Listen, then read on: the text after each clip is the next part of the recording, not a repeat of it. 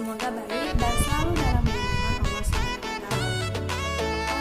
Di tengah wabah virus corona ini, kita sepatutnya selalu memohon perlindungan kepada Allah SWT, dan tentunya kalian harus berada di rumah ya. Jangan keluar. Oh ya, jangan lupa selalu jaga kebersihan, cuci tangan selalu, minum air putih yang cukup, dan istirahat. Oke? Sebelum bertanya pertanyaan, wajib menjelaskan materi tentang yang pertama penggunaan teknologi dalam memajukan peradaban dalam pandangan Islam, dan yang kedua ada konsep akhlak dan adab dan pengaruhnya terhadap peradaban dunia. Keep watching. Mari di sini saya akan menjelaskan materi yang pertama mengenai tentang teknologi dalam memajukan peradaban dalam pandangan Islam. Pada abad ke-8 sampai abad ke-13, Islam pernah berjaya dalam bidang ilmu pengetahuan dan teknologi. Ini dibuktikan dengan ilmuwan-ilmuwan yang terkenal tulisannya pada masa itu. Di era keemasan, para cendekiawan Muslim telah mengelompokkan ilmu-ilmu yang bersifat teknologi sebagai berikut.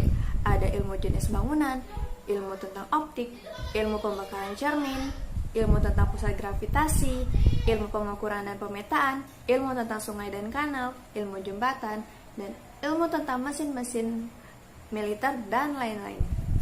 Selain itu juga, pada zaman kejayaan Islam, para cendekiawan Muslim sangat disegani dan dihormati masyarakatnya.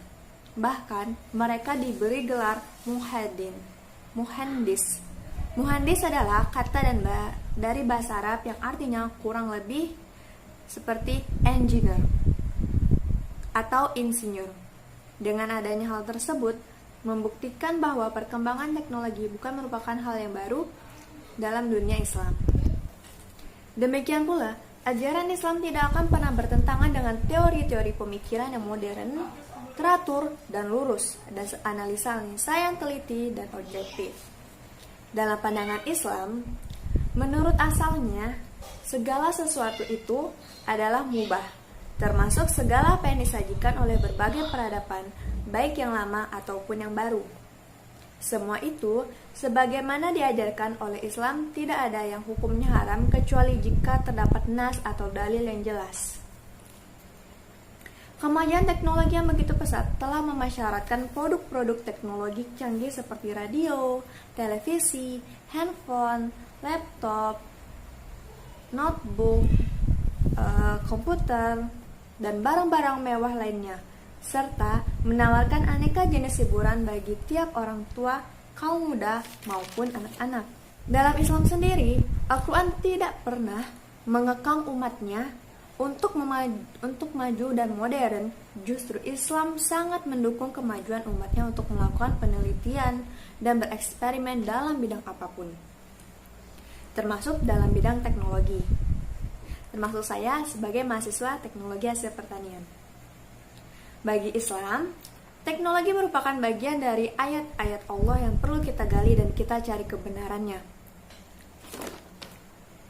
Dan juga, dalam Islam, sains dan teknologi sangat penting untuk membangun peradaban yang kuat dan tangguh. Sebagaimana halnya dahulu para khalifah mendorong kaum muslim untuk menciptakan teknologi dan membuat karya ilmiah guna mengembangkan dan memanfaatkan sumber daya alam yang ada.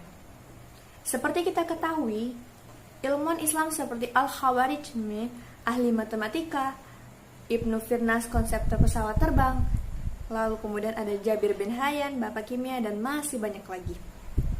Mereka semua mengerahkan segenap upaya berkarya untuk umat. Jadi, Islam tidak pernah melarang sains dan teknologi, tetapi justru Islamlah yang selalu terdepan dalam sains dan teknologi sejak abad 13 yang lalu. Selain banyak memuat tentang pentingnya pengembangan sains, Al-Quran juga dapat dijadikan sebagai inspirasi ilmu dan pengembangan wawasan berpikir sehingga mampu menciptakan sesuatu yang baru dalam kehidupan.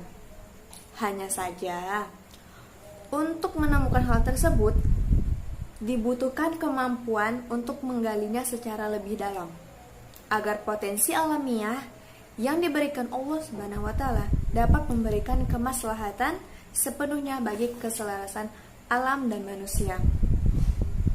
Ada kalanya teknologi itu dapat menjadi manfaat, yaitu manakala manusia menggunakan dengan baik dan tepat, tetapi dapat pula mendatangkan dosa dan malapetaka manakala manusia menggunakannya untuk mengumbar hawa nafsu dan kesenangan semata. Maka dari itu, sains dan teknologi merupakan madaniyah am, yaitu benda yang tidak ada sangkut pautnya dengan hal larah. Sebagaimana Imam Taqiyuddin An-Nabhani dalam kitabnya Nizamul Islam di sini menyebutkan bahwa sedangkan bentuk-bentuk madaniyah yang menjadi produk kemajuan sains dan teknologi atau industri tentang madaniyah yang bersifat umum milik seluruh umat manusia.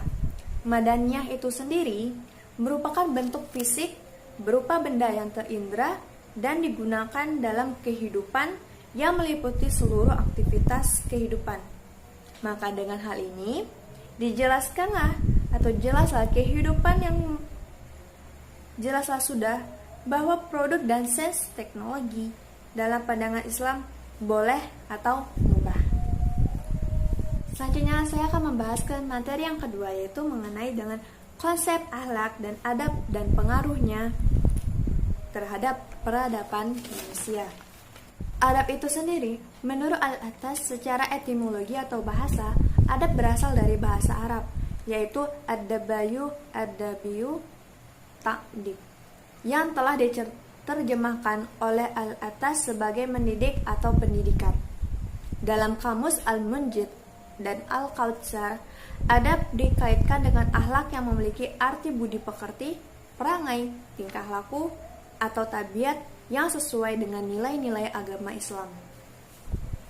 Menurut Al-Attas, akar kata adab tersebut berdasarkan dalam sebuah hadis Rasulullah SAW yang secara jelas menggunakan istilah adab untuk menerangkan tentang didikan Allah Subhanahu wa Ta'ala yang merupakan sebaik-baik didikan yang telah diterima oleh Rasulullah SAW.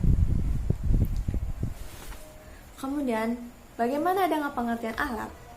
Akhlak itu sendiri berasal dari bahasa Arab, yaitu khuluq yang artinya watak atau kelakuan, tabiat, perangai, budi pekerti, dan tingkah laku atau kebiasaan.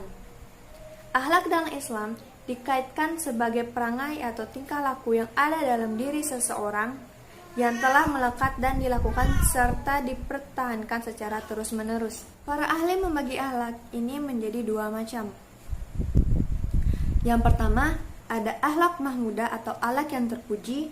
Ini termasuk budi pekerti yang baik. Dan yang kedua, ada akhlak mazmumah atau akhlak yang tercela. Al-Quran menjelaskan akhlak tercela ini di dalam surat Al-Hujurat ayat 12 yang artinya, hai orang-orang yang beriman, jauhilah kebanyakan purbasangka atau kecurigaan, karena sebagian dari purbasangka itu dosa. Dan janganlah mencari-cari keburukan orang, dan janganlah menggunjingkan satu sama lain. Adakah seseorang di antara kamu yang sudah memakan daging saudaranya yang sudah mati? Maka tentulah kamu merasa jijik kepadanya, dan bertakwalah kepada Allah. Sesungguhnya Allah Maha menerima taubat lagi Maha penyayang. Adab dan akhlak terdapat beberapa unsur penting, yaitu akidah, ibadah, adab, dan muamalah. Pentingnya akhlak dan adab bagi manusia karena akhlak dan adab menuntun manusia kepada tingkah laku yang baik dan menjauhkan diri dari tingkah laku yang buruk. Adab dan akhlak erat hubungannya dengan yang pertama ada moral, norma, etika, dan estetika. Manusia dengan peradaban dan akhlak adalah hal yang tidak bisa terpisahkan karena manusia itu sendiri memiliki cipta, rasa, dan karsa. Cipta, rasa, dan karsa itu akan menimbulkan perkembangan pengetahuan yang berasal dari suatu budaya. Dampak globalisasi terhadap peradaban dan akhlak manusia akibat globalisasi diantaranya masyarakat mengalami anomia atau tidak punya norma atau heteronomi atau banyak norma. Sehingga terjadi kompromisme sosial terhadap hal-hal yang sebelumnya dianggap melanggar norma tunggal masyarakat. Seiring berjalannya zaman, adab dan akhlak terjadi banyak penyimpangan. Contohnya, adab dan akhlak terhadap berbusana, kemudian adab dan akhlak terhadap orang tua, adab dan akhlak terhadap sesama, ataupun dengan makhluk Allah yang lainnya. Akhlak dan adab menurut pandangan Islam mencakup berbagai aspek dan dapat mencakup akhlak terhadap Allah, akhlak terhadap sesama, dan akhlak terhadap makhluk seperti manusia dan lingkungan. Dengan kita diajari dan mengikuti agama Islam mengenai adab dan akhlak sejak dini, hidup kita akan teratur, tentram, dan peradaban dunia akan lebih terarah.